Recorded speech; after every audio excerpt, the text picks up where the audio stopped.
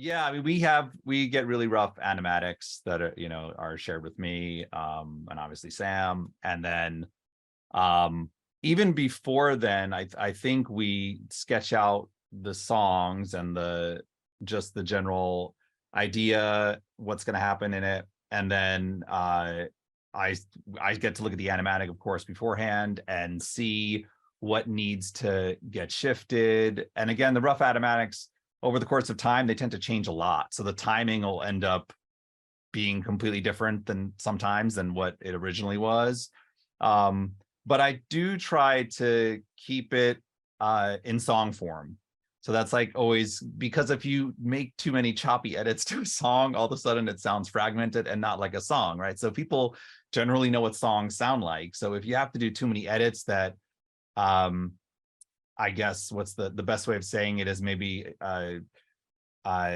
mess with the craft of the song and the sections and the arrangements, it can kind of wreak havoc on things. So I guess there's certain ways to mitigate that we've done. I know, like, speaking about We All Rage, we had to put a whole front end onto it, right? Like, it used to kick off a lot faster than it did. So all of a sudden we're like, okay, we need to have some time on the front end. So let's have some feedback noises. Let's put some other rattles and some other interesting sounds there that are just going to kind of set up into the roar of when everything kicks in and the battle's on and, the metal starts.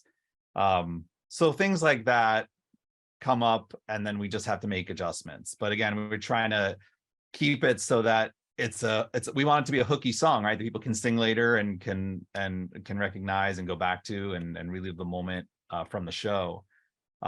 So I guess that's always the balancing act of trying to keep it in that song form, but make those slight edits where you can get away with it and it doesn't sound like something is amiss.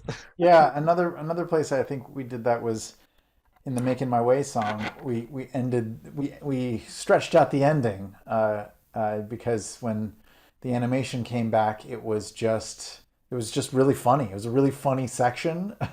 They animated it so well that we added frames and we added shots just to make it last a little longer, and all that adding here and there just made it so that we needed an extra like 4 or 5 seconds of the song, and so we added just the tail end of that song after the fact, and probably recorded it 6 months later, and it actually makes the song really nice. I really like that ending of the song. Neal, it's funny, we talked about this a bit earlier and it gave me a laugh. But the next question is about the sound design and having score in unison with that and what kind of collaboration there is there. If you Yeah. want to. Oftentimes almost all the time, the sound design and the music is happening at the same time. So we're both racing, to hit the same finish line. So there's not a lot of opportunities to hear the final sound design or for sound effects to hear, the final music. And we both ask for it whenever we can get it. So it's nice when there are moments where, it's the schedule works out and we're able to, to share, early works in progress. But an episode like, I had mentioned 203 having, no music in it or next to no music.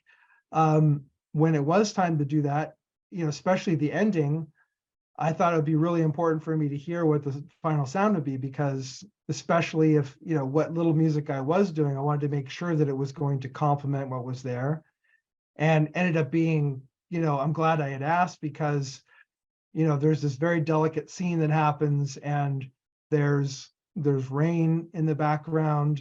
There's a last, a last gasp of breath as someone dies, and things that musically I just wanted to stay out of the way of, and I would not have necessarily known just from seeing, the animation.